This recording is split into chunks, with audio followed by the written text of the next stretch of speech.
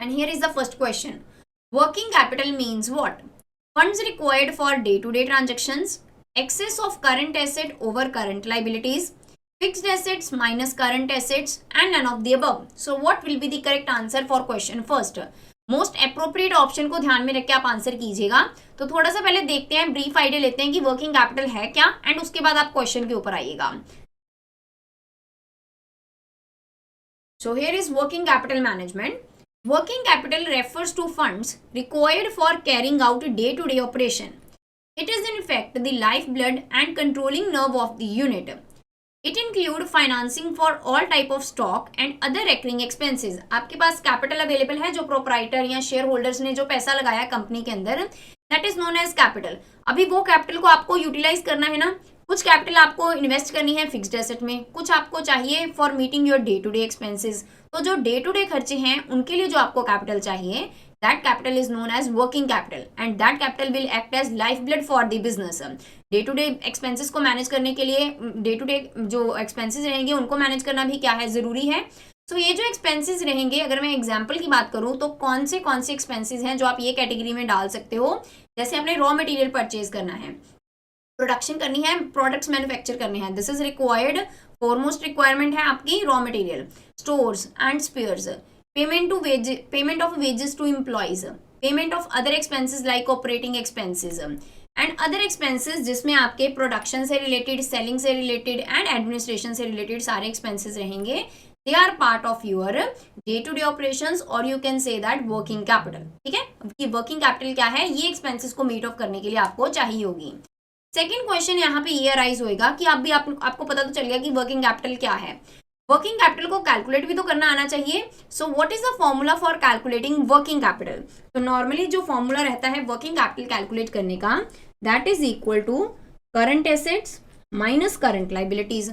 अभी current assets कौन से एसेट्स हुए, that assets that are to be converted into cash within a period of 1 year. जैसे अगर मैं एग्जांपल की बात करूं, इसमें आपका स्टॉक आ जाएगा, इसमें आपके डेटर्स आ जाएंगे, बीआर आ जाएगा, प्रीपेड एक्सपेंसेस आ जाएंगे, कैश, बैंक बैलेंस, ये सारे किसका पार्ट है, करंट एसेट्स का. यहीं पे मैं अगर करंट लाइबिलिटीज की बात करूं तो करंट लाइबिलिटीज कौन सी लाइबिलिटीज हैं, जो आपने विद इन अ ईयर पे करनी है. जैसे आपने क्रेडिटर या कोई लोन ले रखा है फॉर 1 ईयर के लिए, बिल्स पेबल हो गए, आउटस्टैंडिंग एक्सपेंसेस हैं, they are part of your current liability. And जब आप करंट एसेट्स में से करंट लाइबिलिटी को सब्ट्रैक्ट करोगे, you will be getting working capital, या आप इसको बोल सकते हो नेट वर्किंग कैपिटल. ठीक है, कोई भी टर्म यूज की जा सकती है ये रिलेशन में, या ऐसे भी बोल लो, excess of current asset over current liability is known as working capital. Getting my point. एक यहाँ पे कॉन्सेप्ट रहता है आपका ग्रॉस वर्किंग कैपिटल का. अभी ग्रॉस वर्किंग कैपिटल बेसिकली क्या रहती है, gross working capital is nothing but sum of current assets. आप simply sum of current assets कर दीजिए, you will be able to calculate gross working capital. तो working capital के साथ रिलेटेड जो ये बेसिक कॉन्सेप्ट है, आई होप सो आपको क्लियर हुए हों. अभी आप क्वेश्चन अटेम्प्ट कीजिएगा and let me know what will be the correct answer for that question.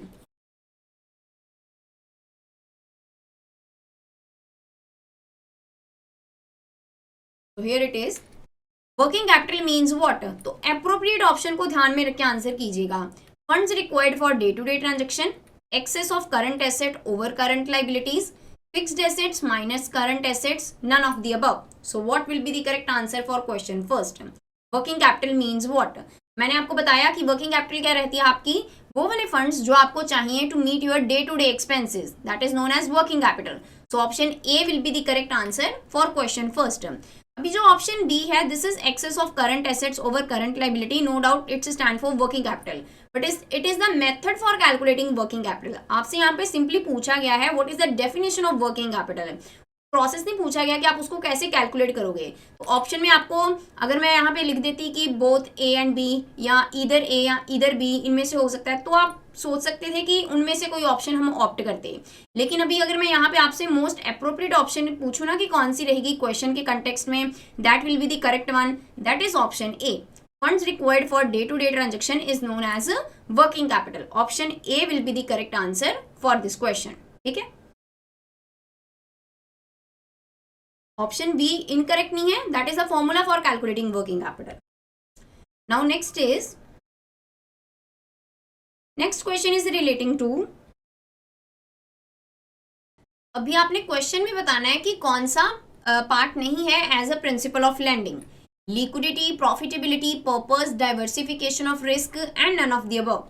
तो लिक्विडिटी का मतलब क्या रहता है, that can be easily converted into cash, क्योंकि जो आप पैसा लेंड कर रहे हो वो जनरल पब्लिक है, ऑन डिमांड उनको वापस करना है, तो one of the principle while lending you have to follow is liquidity. Second is profitability, अभी बैंक के कुछ अपने खर्चे भी रहेंगे, जैसे मैंने आपको एग्जांपल में बताया कि जो भी डिपॉजिट रखा उसके ऊपर इंटरेस्ट देना है, तो जब भी उन्होंने लेंड करना है अपना मार्जिन रखना है पहले, एंड उसके बाद उन्होंने क्या है लेंड करना है। देन पर्पस, कि लेंडिंग का पर्पस क्या है, नॉर्मली प्रोडक्टिव पर्पस के लिए क्या है लोन एडवांस किया जाता है, कि इससे बैंक को भी सिक्योरिटी रहती है कि उसको डिफॉल्ट नहीं होगा पेमेंट में, ठीक है। देन डाइवर्सिफिकेशन ऑफ रिस्क, ऐसा नहीं कि आपने एक ही सेक्टर में लोन प्रोवाइड करना है, मान लो आपने जो सारा एडवांस था वो प्रोवाइड किया, मान लो मार्केट्स डिफरेंट मार्केट्स हैं, रिटेल मार्केट है, ठीक है, फॉरेक्स मार्केट है, मान लो आपने पर्सनल लोन, ठीक है, मतलब डिफरेंट सेक्टर्स में आपने लोन डिवाइड करना है। ऐसा ना हो कि अगर कहीं एक मार्केट डिफॉल्ट हो जाए तो आपका जो लोन की अमाउंट है वो क्या हो जाए, खत्म हो जाए। इस तरीके से आपने क्या करना है, अपने रिस्क को डाइवर्सिफाई करना है। वो डाइवर्सिफिकेशन किस तरीके से होगी कि जब भी आपने लैंड करना है कभी भी एक सेक्टर को एम्फेसाइज रख के वो सेक्टर को लैंडिंग नहीं करनी, अपने रिस्क को डाइवर्सिफाई करना है। किस तरीके से डाइवर्सिफाई करोगे, डिफरेंट सेक्टर्स में लोन प्रोवाइड करके, कि अगर बाई चांस एक सेक्टर डिफॉल्ट हो जाए तो बाकी सेक्टर वो लॉस को क्या कर लें, मीटअप कर लें, ठीक है, या आप ज्यादा लॉस में ना जाओ, as in case of all the advancing to a particular sector, ठीक है, कि सारा लोन मान लो आपने पर्सनल लोन ही दे दिया या सारा रिटेल सेक्टर में ही लोन दे दिया, तो इस तरीके से ना हो। इसके अलावा जो आपके प्रिंसिपल्स रहते हैं उसमें एक पार्ट है आपका सेफ्टी, कि जो आपने लोन प्रोवाइड किया है सेफली आपको वापस मिल जाए, ठीक है, and second one is security, safety and security, ठीक है, कि आपने जो लोन प्रोवाइड किया है वो आपको सेफली वापस मिल जाए, एंड सिक्योरिटी कि आपने कोई ना कोई सिक्योरिटी रखवाई हो, whether that is primary security और कोलैटरल सिक्योरिटी, आपने कोई ना कोई सिक्योरिटी रखवाई हो वाइल लैंडिंग, सो दैट कि अगर डिफॉल्ट हो जाए you can recover your loan from that particular security. तो ये आपके प्रिंसिपल्स ऑफ लैंडिंग है। आपने बताना है कि कौन सा पार्ट नहीं है, liquidity, profitability, purpose and diversification of risk, they all are part of principle of lending. So what will be the correct answer for question second? This is option E, none of the above.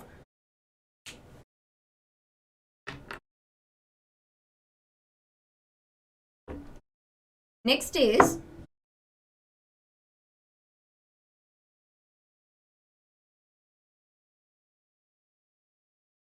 cash in hand, cash and bank balances, short term current assets that can be converted into cash, ensure dash with the bank.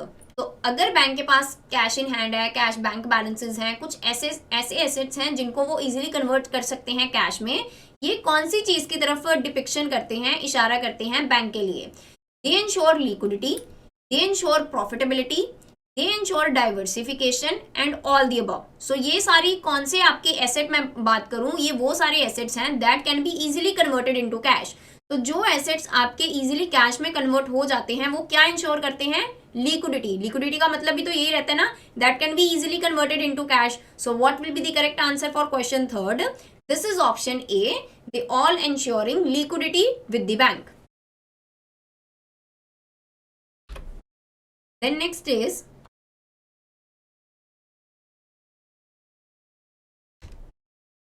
which of the following is or are non-fund based limit?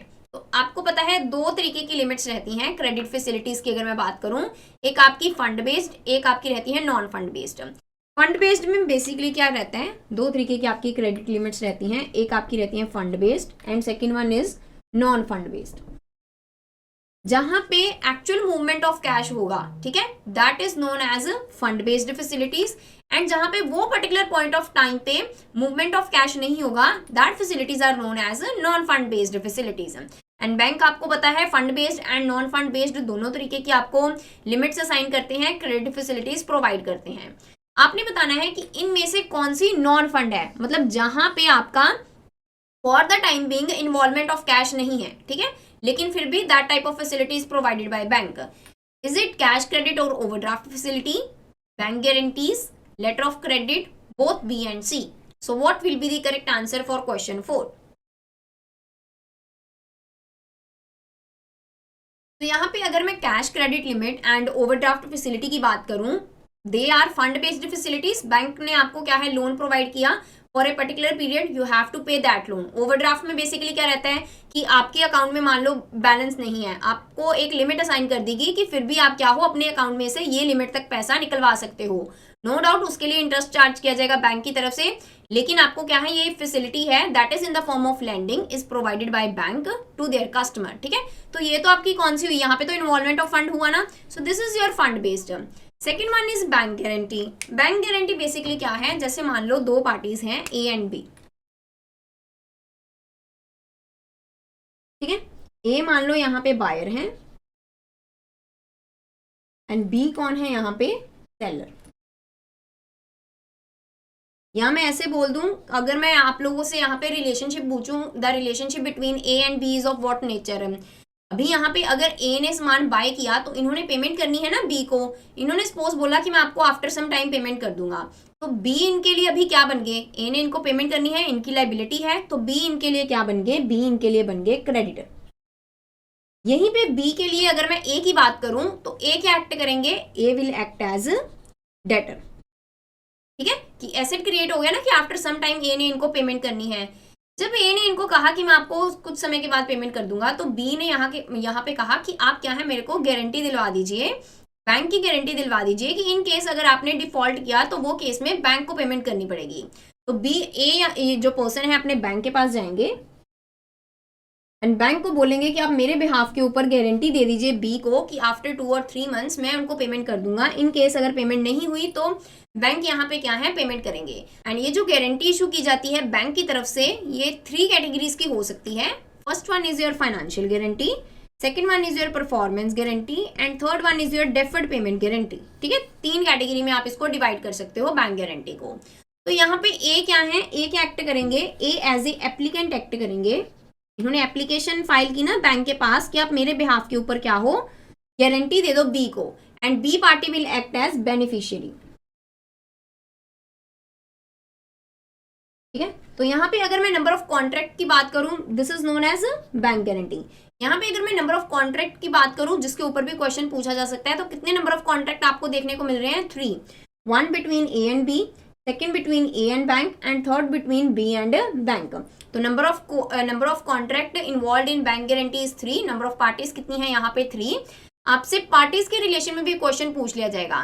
जैसे आपको मान लो question में दे दिया जाएगा कि number of parties इन कौन कौन सी party, which of the following can be act as one of the party of bank guarantee. ठीक है, जिसमें आपको ऑप्शन दे देंगे, जैसे मान लो बायर लिख दिया, सेलर लिख दिया, ठीक है, और ऑप्शन डी में दे देंगे एक ऑप्शन दे दिया आपको bank, all of the above, इस तरीके से लिख दिया।